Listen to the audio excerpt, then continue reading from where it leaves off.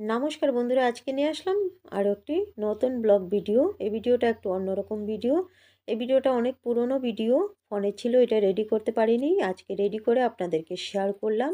আজকে যাচ্ছি আমি মন্দির পরিষ্কার করতে। আর আমার এদিক থেকে আমি একাই যাচ্ছি, অন্য কেউ যাওয়ার নেই, তাই আমি একাই যাচ্ছি। আর অন্য দিক থেকে মায়েরা আসছেন, সবাই মিলে মন্দির পরিষ্কার করব।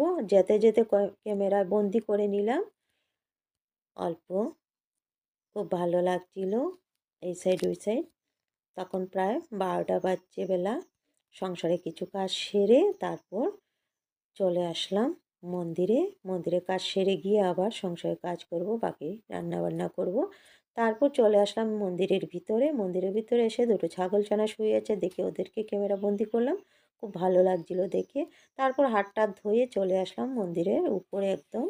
এখানে একটা শলা ঝাড়ু নিয়ে উপরটা ঝাড় দিতে শুরু করলাম। মাকড়সার জল ছিল প্রচুর এইগুলো।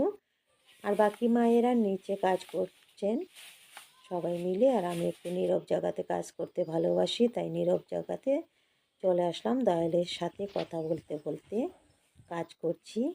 ওই হাল্লা একদম নেই এখানে, একদম চুপচাপ কাজ করে যাচ্ছি। তারপর উপরটা ঝাড় দিয়ে নিচটা ঝাড় দিতে লাগলাম।